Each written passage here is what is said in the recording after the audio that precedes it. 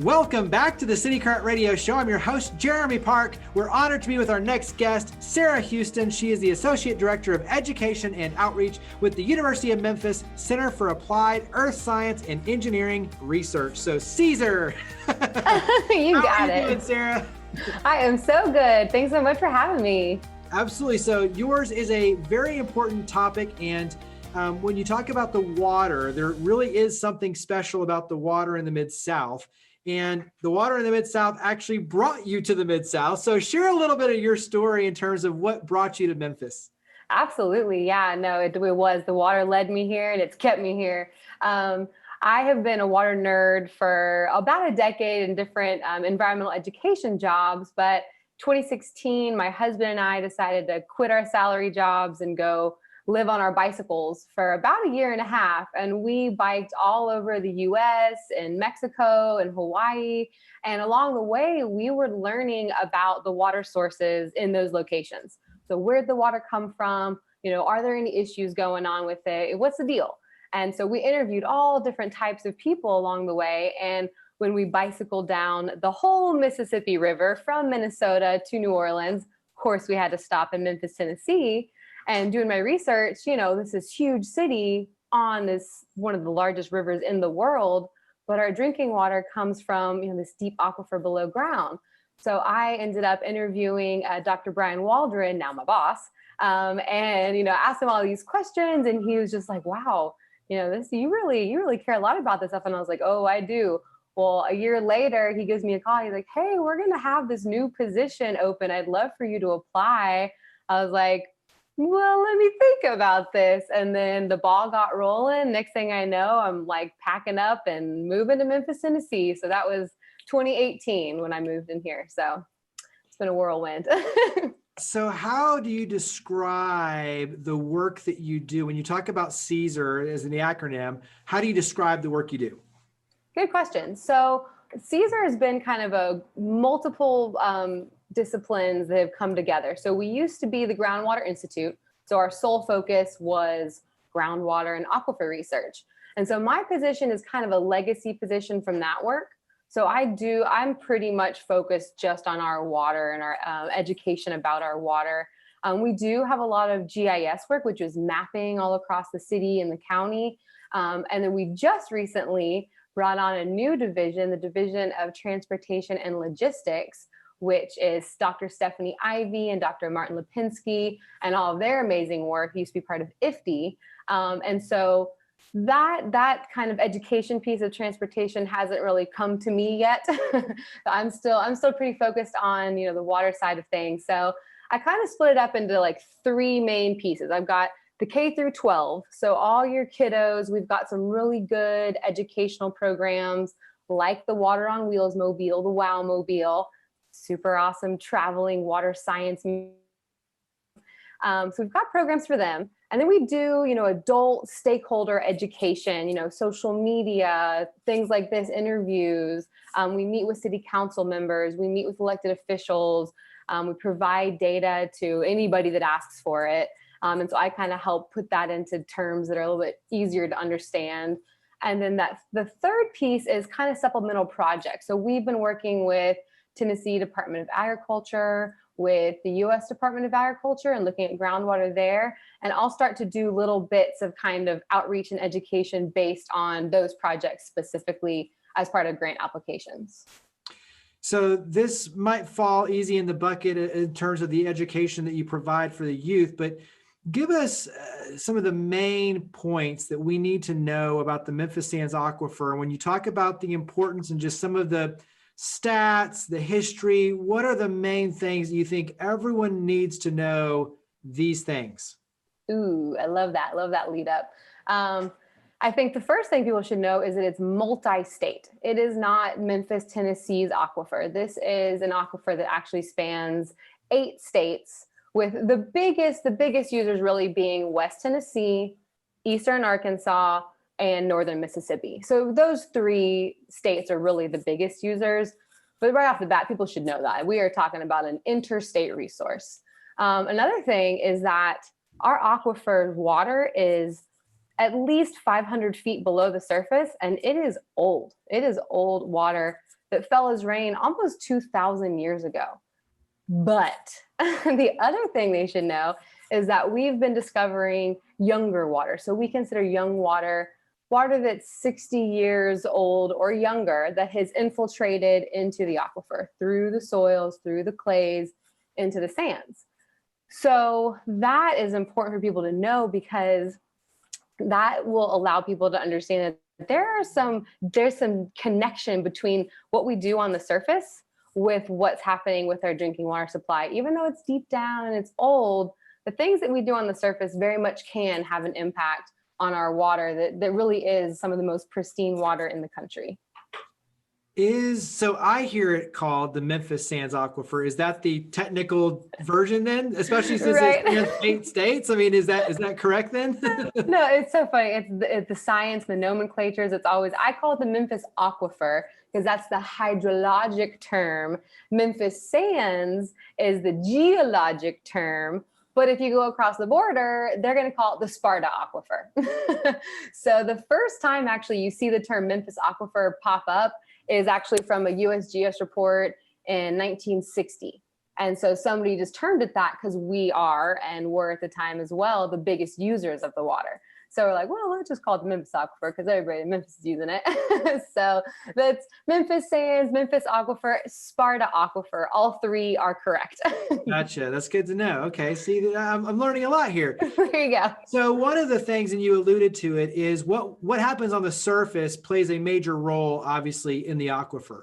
And when you look at one of the things that does make it very unique is the natural filtration. And when you look at the soil and everything else, that is a big part of purifying the water in a natural way. Right. Give a little background on that side and how that relates to when you talk about like Wolf River Conservancy and a lot of the conservation efforts, why that's so important to keep that preservation, but also that filtration system intact. Absolutely. No, you're exactly right. So water is going to be filtering down through layers and layers of sand. And actually, the majority of water that we're drinking today actually fell as rain in Fayette County and traveled down through these layers of sand. So if you picture like a Brita filter, it's going to be picking up little bits and flakes and, things along the way. And that's what our natural systems do. And actually, if you go just directly below downtown Memphis, you have a shallow aquifer system. So if you were to dig, maybe, I don't know what the actual water levels are today, they'll change seasonally, but usually it's maybe 30 feet down, you're going to reach some water. But that water quality is going to be kind of similar to like what you see in the Wolf River, what you see in Oncona Creek, that kind of muddy tint. And that's just the natural sediments we have in our area. And the muddy Mississippi, it has that name for a reason. You go a layer deeper though, then you get this thick clay, like this really dense clay. It's hard for water to get through that. It does happen, but it takes like a long time, tens of thousands of years. Then you get below that, that's where the sands start. That's that Memphis Aquifer, the Memphis Sands. And so that's that quartz sands. There's going to be little flecks of clay throughout that, but really it's acting as this natural Brita filter coming from Fayette County that's going to be filtering out all this stuff along the way. And to your point about, conservation efforts around town, when you have these intact rivers, you have these intact wetlands, you have things like even just big green spaces like parks where it's not just roofs and paved over concrete, that allows for that natural infiltration to start to occur. And so the more time that water can travel through the ground and through some of these organic materials, it's going to be picking up, things like fertilizers and oils and, just stuff that we have in our runoff and our storm sewers that we don't necessarily want in our drinking water. Right.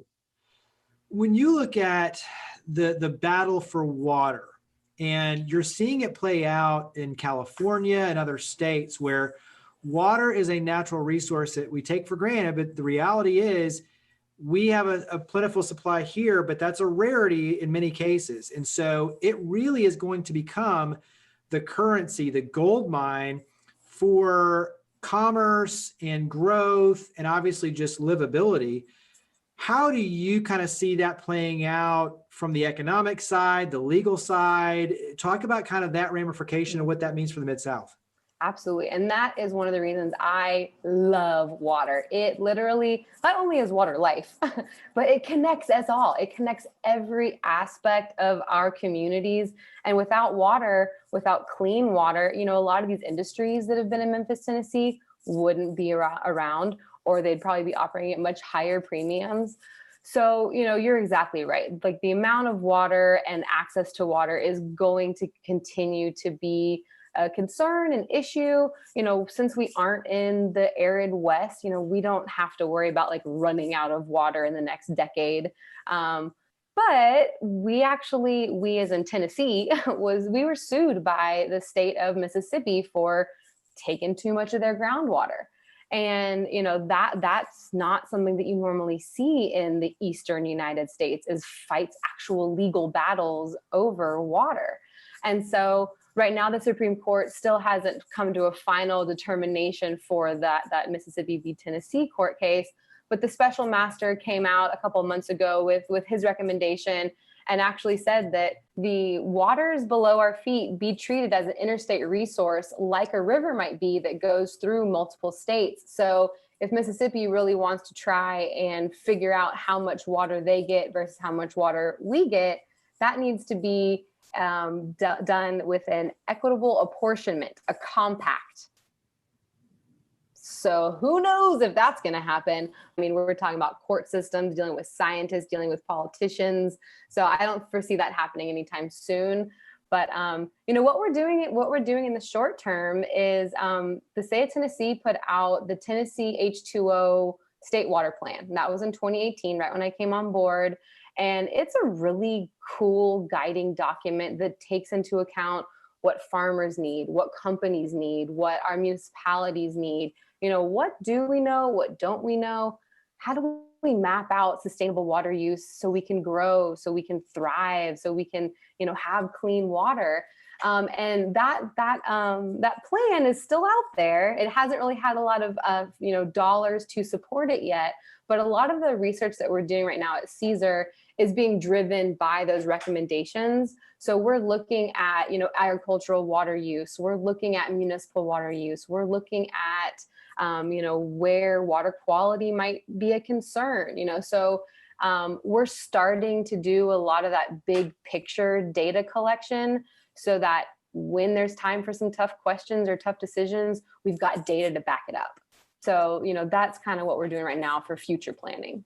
Yeah, and I think, even when you talk about the court battle side of this, when you talk about trying to figure out what's fair, what's equitable, what the usage is versus what access points you have, I mean, I think it's going to happen at some point for all the states. And so being able to figure out, okay, how do we measure this? How do we record it? How do we track? And when you're seeing water scarcity in other places where they're saying, okay, well, you've got to ration your usage over here. The more you can get ahead of it and figure out, okay, how much do we need? What's fair? How can we balance this? That's the direction we're headed. So everything on your end really is going to become more and more important in years ahead in terms of just putting the science to the actual equation so that we know what we can do. Carry that forward into how can we help? When you talk about us being able to help and be a part of what you're doing, how can we help? Yeah. No, I mean, we all saw with this most recent, water crisis with the big freeze, I think for the first time, Memphians are asking, like they know they got good water, but, the pipes in their walls, the pipes underground, all this infrastructure all around us. So I think the first thing people can do is just get to know, your water system, get to know where your water comes from. With the COVID and the virtual realm we're all in, now city council meetings are virtual, and you've got, access to MLGW board meetings that are virtual. And so, I mean, I really recommend everybody, if anything, just do their civic duty and, sit through some of these meetings, see how the conversation goes. But then a step beyond that, controlling your water use to a certain extent. Conservation is still going to be a thing no matter what industry you're in, no matter what part of town you live in. They really do make an impact when everybody across the board is doing something like that. And that goes all the way up to big companies, you know, putting in water recycling facilities instead of just using the water once. So it's really conservation across the board. And I think individuals have the ability to ask and demand for that, and then also take it into their own hands as far as what they do at home. And on the contamination, the chemical side of stuff, you know, if you have a yard, use organic fertilizers, you know, try to decrease any pesticides or any kind of chemicals you're putting into your ground, because that's eventually going to sink down into our aquifer system. And if you've got oils or batteries or paints or, you know, things like that, take them to a hazardous waste facility, to a Jiffy Lube, to a somewhere, and instead of putting them in a trash can, because that's going to go to a landfill, and landfills also do leak. So it's about our ground, you know, it's about protecting our ground and keeping and taking care of it all. So those are a few things people can do. There's a lot of fights right now in the environmental realm. And so if people want to get involved with that, there's advocacy groups that are doing that. Protect Our Aquifer is a big one in town that started in 2017 and has really been the first of its kind in our area. And, you know, us at CAESER, we provide information and data to anybody and everybody that asks for it.